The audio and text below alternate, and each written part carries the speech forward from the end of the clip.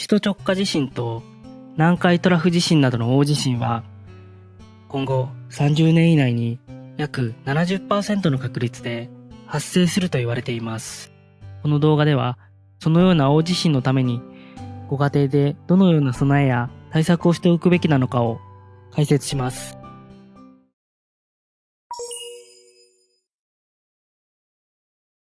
自宅で地震があった時に備えてまずしておくべきなのが家具類の転倒、落下、移動防止の対策です。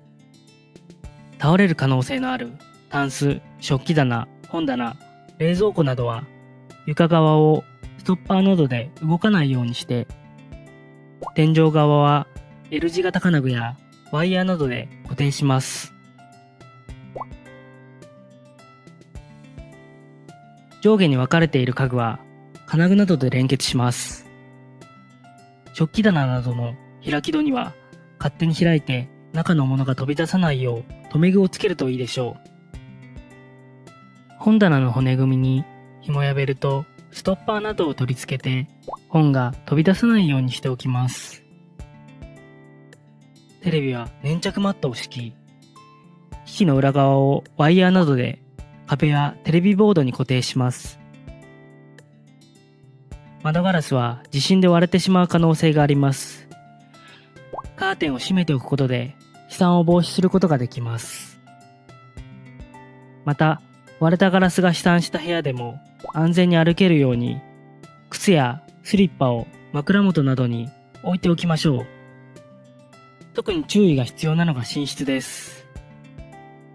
寝ているときはすぐに身動きが取れないので、寝具の周りに倒れてくる危険のある背の高い家具は置かないようにしましょう。また、地震が起きても落下物などのリスクが少ない安全なスペースを何箇所か確保し、家族で確認しておくことも大事です。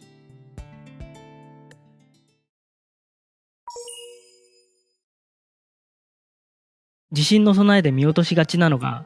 屋根や外壁、塀などを含む住宅の耐震性です。家の周りにいる人が怪我をしないよう備えが必要です。屋根瓦やブロック塀にひび割れがあると割れて落ちてくる可能性があるため、補修を依頼しましょう。築年数の古い家では屋根瓦の設置方法を含め耐震基準を満たしていない場合があるため、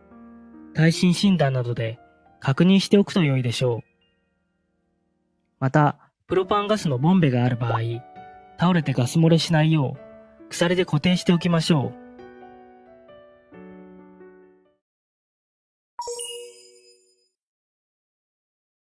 避難が必要な場合に備え、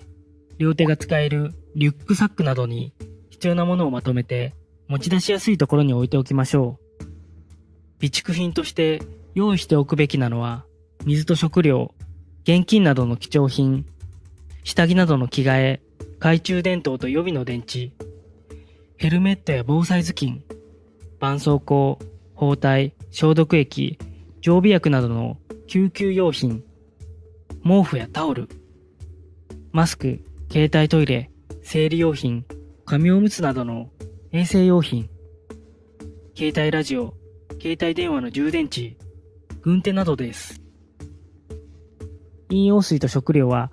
救援物資が来るまでの間をしのぐために、1人1日3リットルを目安に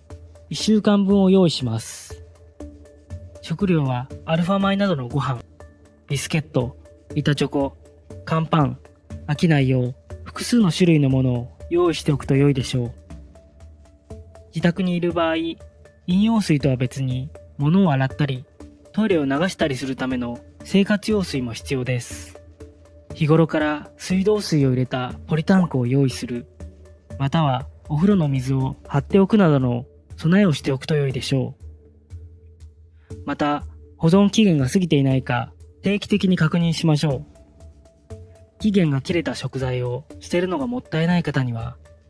ローリングストックという方法があります。普段から少し多めに食材などを買っておき、使ったら使った分だけ新しく買い足していくことで、常に一定量の備蓄品を家に備えておく方法です。ここの他にも備えておくと便利なものはたくさんあります。動画の概要欄に防災グッズをまとめた消防庁私の防災サバイバル手帳のリンクを貼っておくので、そちらを見てみてください。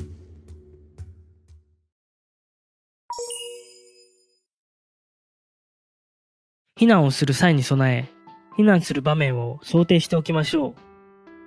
普段から家からの脱出通路に障害になるものを置かないようにしておきます。また、玄関が開かなくなることなどが考えられるので、自宅から外への避難経路は複数のルートを考えておきましょう。次に、最寄りの避難場所の確認です。まず避難場所にはいくつか種類があることを知っておきましょう。一つ目が、近隣の住民が被害を避け、情報を収集するために一時的に避難する一時避難場所です。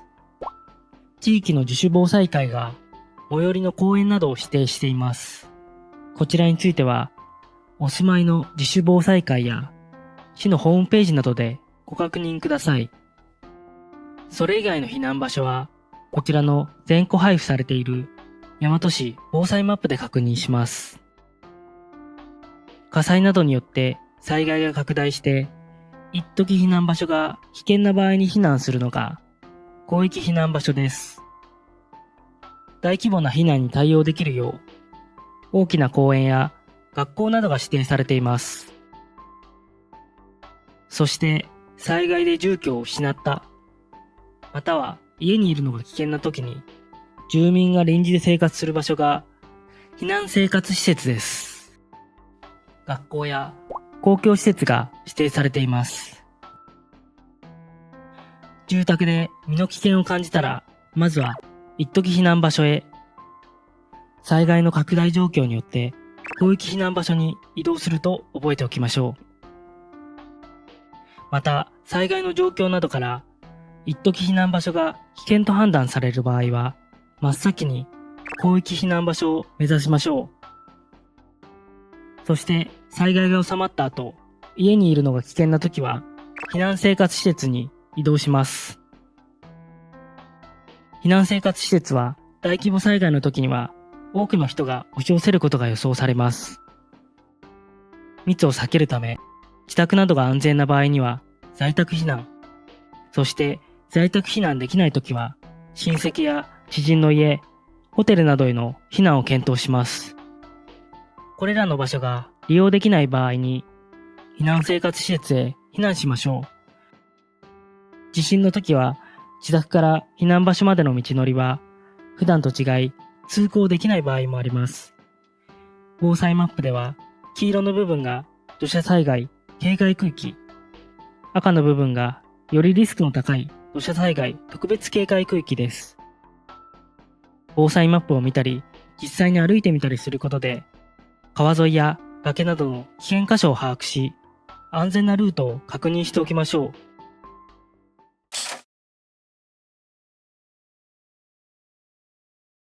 家族が一緒にいないときに地震が来た場合、問題になるのが家族との連絡手段です。全員が携帯電話を持っていても、地震発生時は多くの方が一斉に電話を使用するため、電話がつながりにくくなります。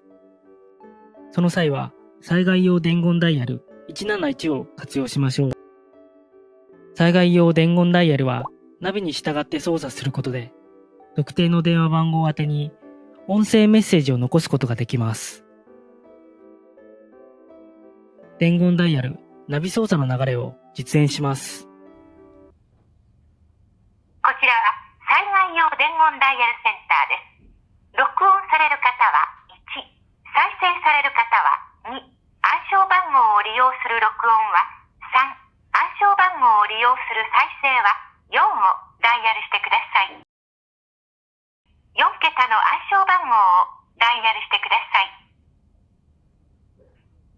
被災地の方はご自宅の電話番号、または連絡を取りたい被災地の方の電話番号を市外局番からダイヤルしてください。電話番号080-6、暗証番号050-1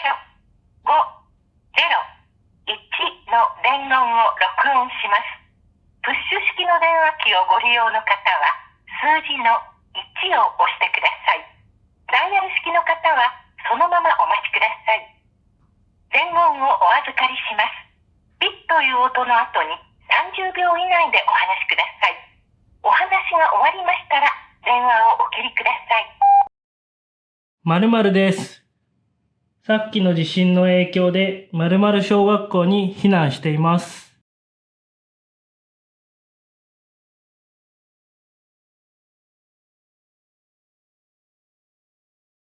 される方は2、暗証番号を利用する録音は3、暗証番号を利用する再生は4をダイヤルしてください。4桁の暗証番号をダイヤルしてください。被災地の方は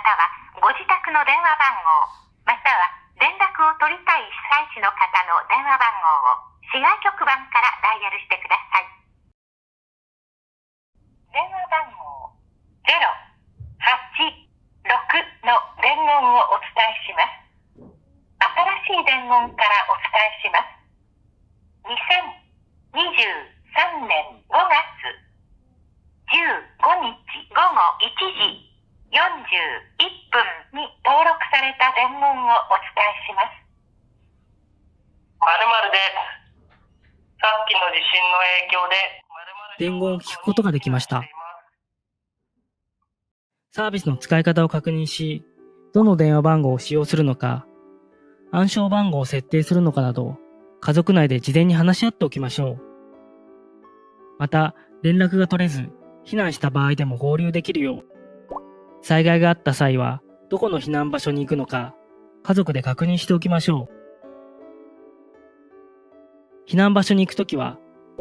家に連絡先を書いた書き置きを残しておきましょう。いかがでしたか？地震はいつ、どこで起こるかわかりません。大和市では3月11日と9月1日の年2回、地震発生後の3分間で正しい行動が取れるかを訓練する、ぐらり3分一斉行動訓練を実施しています。こうした機会も利用し、どこにいても自分やご家族の命を守るために適切な行動が取れるようシミュレーションしておきましょう。